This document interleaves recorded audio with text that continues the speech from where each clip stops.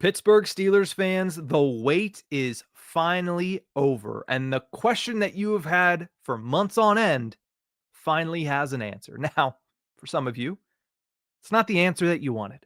I know a lot of people in the Steelers fan base were already looking at this and saying, you know what? We don't want Aaron Rodgers. We want Mason Rudolph to get the opportunity that he's been asking for, he has been working for since he was drafted by the Steelers all those years ago. There was even some in the fan base that are saying, you know what? Screw it. Let sixth round rookie Will Howard have a shot at being the starting quarterback in 2025, because if all fails, at least the Steelers will have a better draft pick when the NFL draft comes to Pittsburgh in 2026.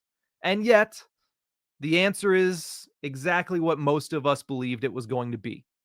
Aaron Rodgers officially signs a one-year deal with the Pittsburgh Steelers organization on Thursday afternoon. He will be in Pittsburgh at the latest and by next Tuesday for mandatory minicamp, and he will be playing in his 21st season as the quarterback one of the Pittsburgh Steelers organization. Now, Aaron Rodgers has something to prove. He has a lot to prove at this point, more so than you would expect from a four-time NFL MVP, from a 10-time Pro Bowler, from a Super Bowl champion quarterback, from a future first ballot Hall of Famer, simply because of the way the last 2 years went down with the New York Jets organization. 2023, there's really nothing he could have done about that. First series of the year, first series as a New York Jet at home, and he blows his Achilles. It's unfortunate, and nothing about that is going to be held against Aaron Rodgers. He makes his way back at the age of 40, turns 41 last December, and he doesn't have a great season. Now, some of that might be, hey, he can't really move that well anymore because he's coming off a torn Achilles at the age of 40 years old. But at the end of the day, he goes 5-12. There's some times where he looks like the Aaron of old, but most of the time he just looks like old Aaron. And that was enough for the New York Jets in their new era under Aaron Glenn to say, you might have something left, but you're not going to get a chance to show it here.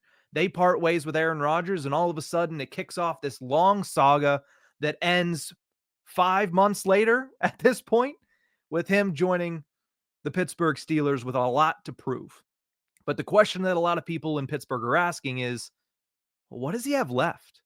And the one thing I'll say is this: when watching all that I have of him in 2024, he still's got the arm talent.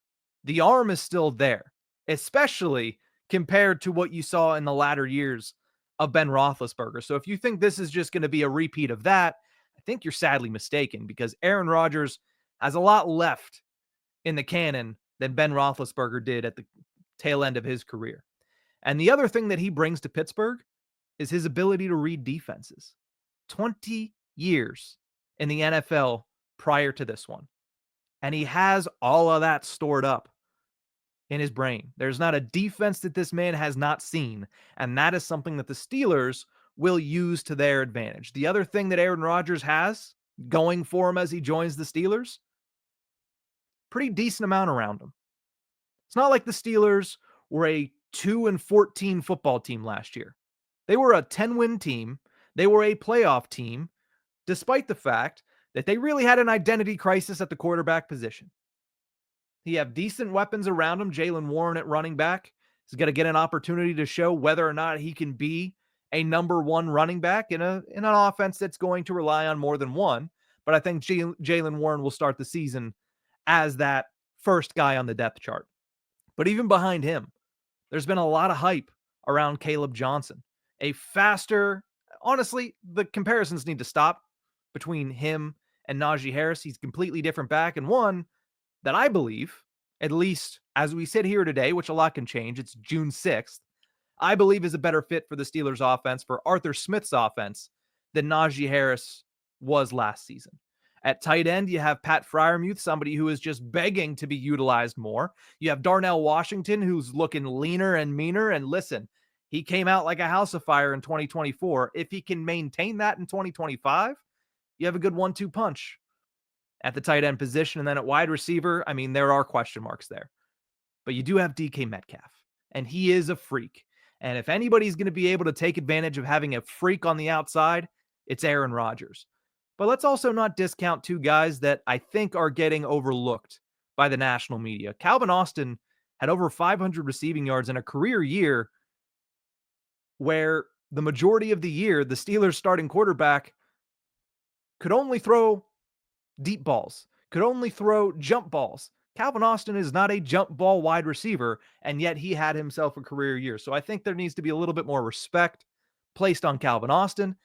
I think there needs to be a little bit more respect placed on Roman Wilson.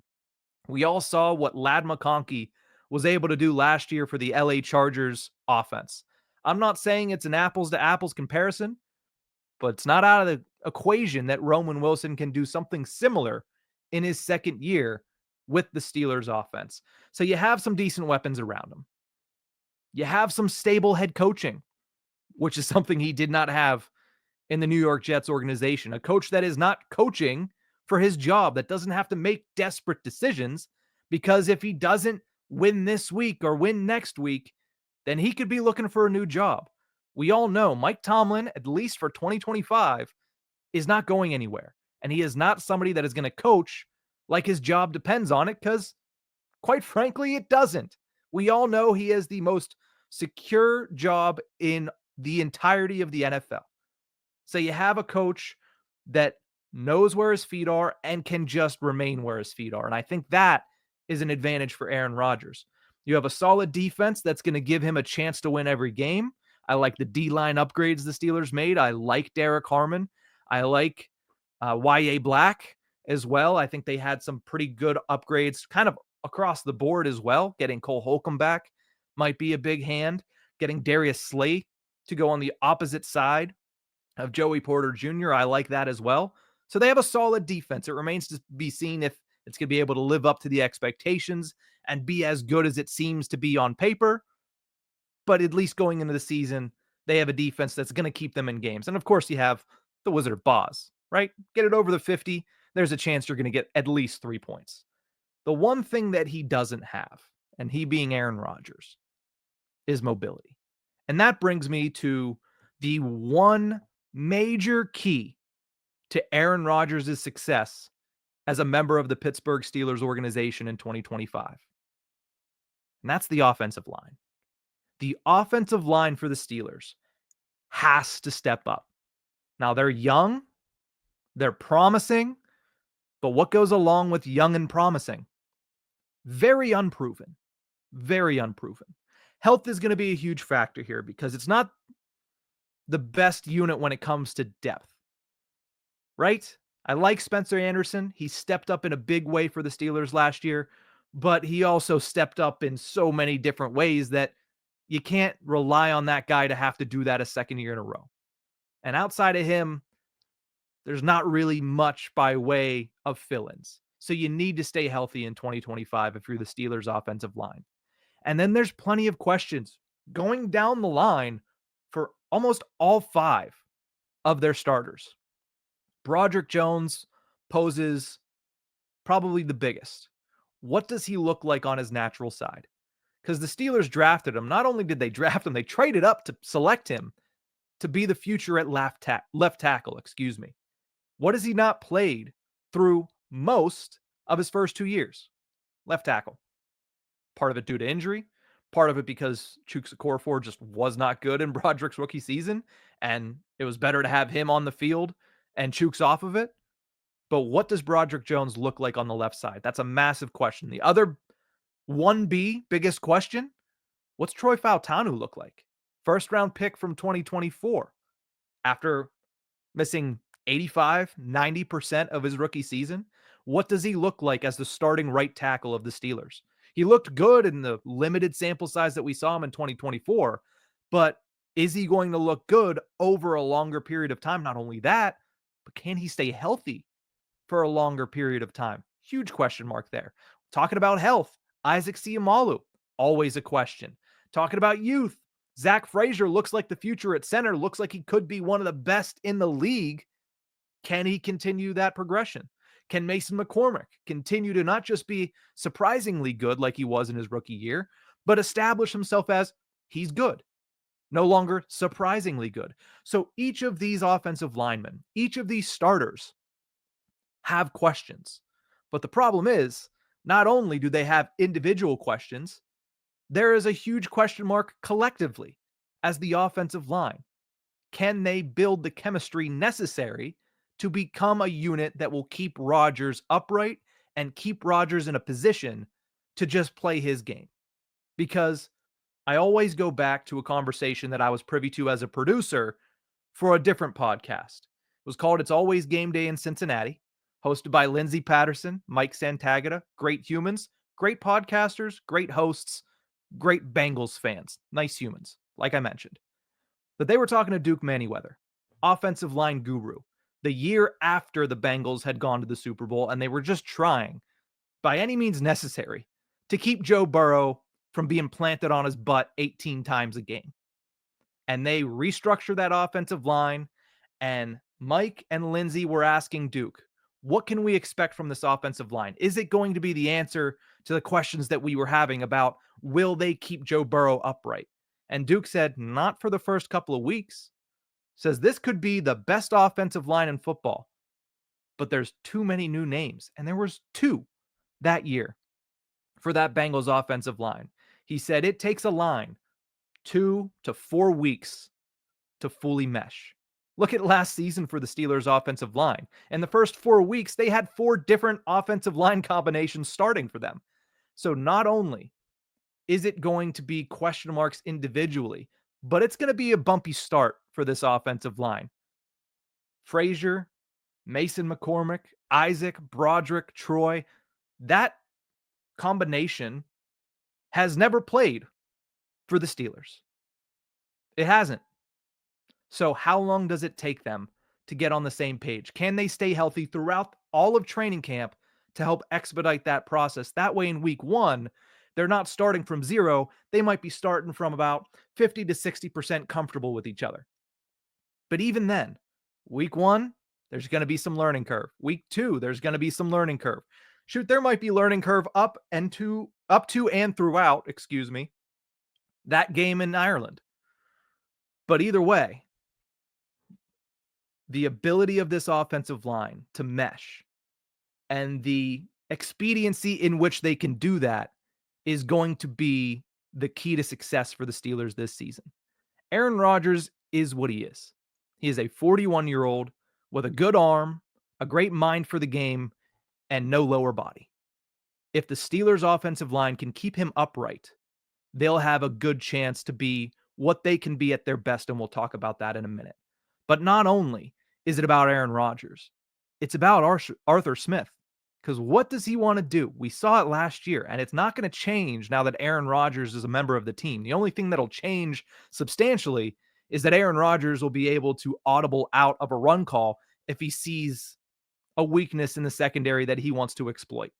Russell Wilson wasn't able to do that. Justin Fields certainly wasn't allowed to do that.